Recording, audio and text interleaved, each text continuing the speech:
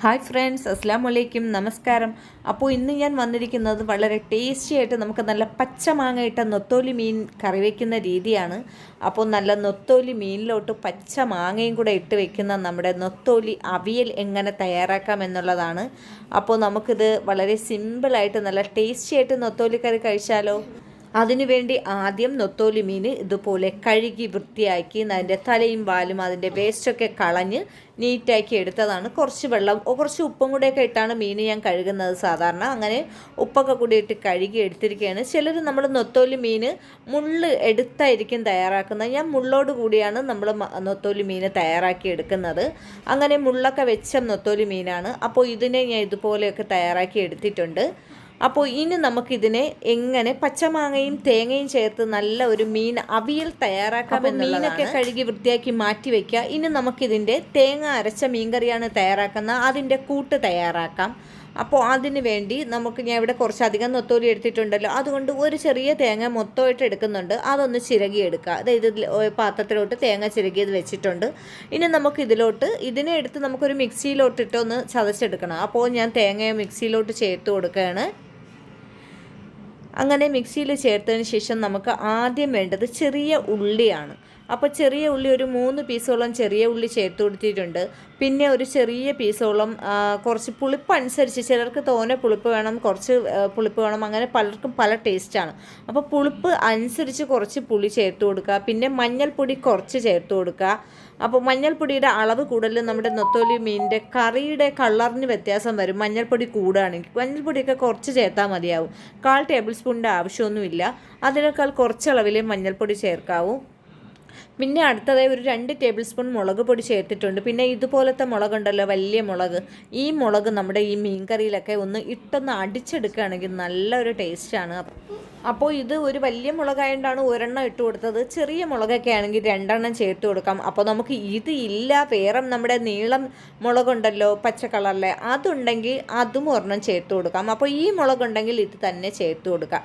അപ്പോൾ ഈ മുളകൊക്കെ ചേർത്ത് അരച്ചെടുക്കുന്ന നൊത്തോലി മീൻ കറിക്ക് നല്ലൊരു ടേസ്റ്റാണ്. അപ്പോൾ ഇത് നമ്മൾ നല്ല അരച്ചെടുക്കില്ല, വറ്റിച്ചെടുക്കുന്ന മീൻ കറിയാണ്. അതായത് അരപ്പ് നമ്മുടെ മീൻ കറി പോലെയല്ല, അവിയൽ പോലെയാണ്. അപ്പോൾ കുറച്ച് വെള്ളം കൂടെ ഒഴിച്ച് ഞാനിത് അടിച്ചെടുത്തിട്ടുണ്ട്. ഇതുപോലെ തേങ്ങ കൂടുതൽ അരയാതിരുന്നാലും അതിൻ്റെ ടേസ്റ്റിന് വ്യത്യാസം വരും, നല്ല അരഞ്ഞു പോയാലും ടേസ്റ്റിന് വ്യത്യാസം വരും. അങ്ങനെ ഞാനൊരു മൺചട്ടിയിലോട്ടാക്കിയിട്ടുണ്ട്. കുറച്ച് ഉപ്പും കൂടെ ഒന്ന് ചേർത്ത് കൊടുത്തിട്ടുണ്ട്. അപ്പോൾ ഇത്രയും ചേർത്തതിന് ശേഷം വെള്ളം കണ്ടല്ലോ, ഇത്രയും അളവാണ്, കൂടുതൽ വെള്ളമൊന്നും വേണ്ട. നമ്മുടെ നൊത്തോലി മീനും കൂടെ ആയതുകൊണ്ട് വേഗം തന്നെ വെന്ത് കിട്ടും. അങ്ങനെ ഫ്ലെയിം ഓണാക്കി അടുപ്പിൽ വെച്ച് കൊടുത്തിട്ടുണ്ട്. നമ്മുടെ അരപ്പ് ചേർത്ത് കൊടുത്തിട്ടുണ്ട്. മീനും മാങ്ങയും ഒക്കെ ഇനി ചേർക്കാനുണ്ട്. അപ്പോൾ ഇനി ഞാൻ ഇതിലോട്ട് കുറച്ച് പച്ച കറിവേപ്പില ചേർത്ത് കൊടുത്തിട്ടുണ്ട്. ഇനി നമുക്ക് വേണ്ടത് നമ്മുടെ നല്ല ടേസ്റ്റി ആയിട്ട് നമുക്ക് മീൻ കറിയുടെ ടേസ്റ്റ് തന്നെ മാറ്റുന്ന പച്ച മാങ്ങയാണ്. അപ്പോൾ ഈ മാങ്ങയുടെ ഒരു പകുതി മതിയാകും. പുളിപ്പുള്ള മാങ്ങയാണെങ്കിൽ നമ്മൾ പുളിക്കും മാങ്ങയുടെയും പുളിപ്പ് അനുസരിച്ച്, അപ്പോൾ നമ്മൾ പുളി കുറയ്ക്കണം. നല്ല പുളിപ്പാണെങ്കിൽ, ഇപ്പോൾ ഇത് എൻ്റെ അടുത്തിരിക്കുന്ന മാങ്ങ നല്ല പുളിപ്പുള്ളതല്ല, അതുകൊണ്ട് ഒരു പകുതി തന്നെ ഞാനത് ഇതുപോലെ നീളത്തിന് കട്ട് ചെയ്തെടുത്തിട്ടുണ്ട്.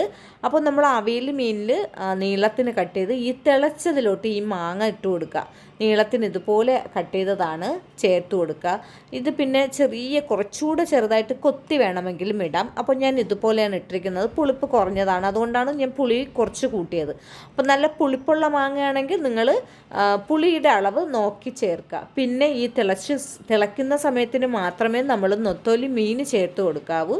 അപ്പോൾ നമ്മൾ ഈ മീനൊന്ന് ചേർത്ത് കൊടുക്കുക. അങ്ങനെ നമ്മുടെ മീനൊക്കെ ഒന്ന് ചേർത്ത് കൊടുത്തിട്ടുണ്ട്. ഫ്ലെയിമൊക്കെ നല്ല കൂട്ടി തന്നെ വെക്കുക. ഇപ്പോൾ ഫ്ലെയിമൊന്നും കുറച്ചെടുക്കരുത്. അങ്ങനെ ഇതൊക്കെ കൂടെ ചേർത്തതിന് ശേഷം ഒന്ന് ഇളക്കി ഇതുപോലെ തിളച്ചതായതുകൊണ്ട് അങ്ങനെ ഇതെല്ലാം ഇപ്പോൾ നമുക്ക് ചിലർക്കൊക്കെ സംശയമുണ്ട്, തേങ്ങ ചേർക്കുന്നത് നല്ല തിളക്കുകയാണെങ്കിൽ പിരിഞ്ഞു പോകുമെന്നൊക്കെ. ഒരിക്കലും പിരിഞ്ഞൊന്നും പോവില്ല. നമ്മളിവിടെ ട്രിവാൻഡ്രംകാർ നമ്മൾ തേങ്ങ ചേർത്ത മീൻകറിയാണ് കൂടുതലും വെക്കുക, കഴിക്കുക. അപ്പോൾ ഇതുവരെയും പിരിഞ്ഞു പോയിട്ടുള്ള ഒരു പ്രശ്നമേ ഉണ്ടായിട്ടില്ല.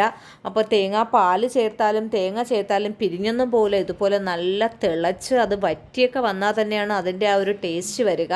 അങ്ങനെ ഇത് നല്ല തിളച്ചിട്ടുണ്ട്. ഇനി നമുക്ക് അടച്ചു വയ്ക്കാം.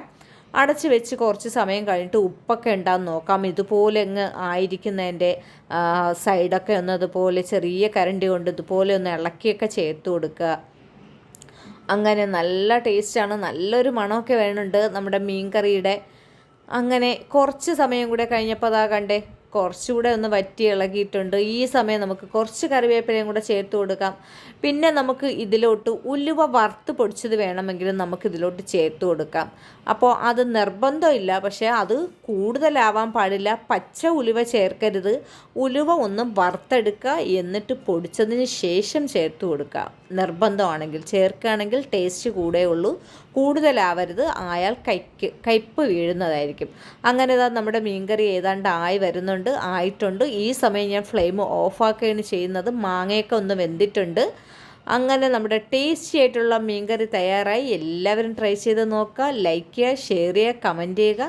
പുതിയ വീഡിയോയുമായി വീണ്ടും കാണുന്നതാണ്. സബ്സ്ക്രൈബ് ചെയ്യാത്തവർ ആരെങ്കിലും വീഡിയോ കാണുമെങ്കിൽ ഒന്ന് സബ്സ്ക്രൈബ് ചെയ്തേക്കുക. അപ്പോൾ പുതിയൊരു വീഡിയോയുമായി വരാം. അപ്പോൾ ഇതാ നമ്മുടെ നെത്തോലിക്കറി ഓഫാക്കിയതിന് ശേഷവും കണ്ടല്ലോ, ഇതാ കിടന്ന് തിളക്കുകയാണ് ചെയ്യുന്നത്. കുറേ സമയം കഴിഞ്ഞതിന് ശേഷം താണ്ടേ ഇങ്ങനെ അരിപ്പുണ്ട്, നല്ല എണ്ണയൊക്കെ പടർന്ന് നല്ല ടേസ്റ്റിയാണ്. ഇത് നമുക്ക് ഏത് പലഹാരത്തിൻ്റെ കൂടെയും ചോറിൻ്റെ കൂടെയും മരിച്ചിനിയുടെ കൂടെയും ചക്കയുടെ കൂടെയും ഒക്കെ കഴിക്കാൻ നല്ല ടേസ്റ്റാണ്. എല്ലാവരും ഒന്ന് ട്രൈ ചെയ്ത് നോക്കുക.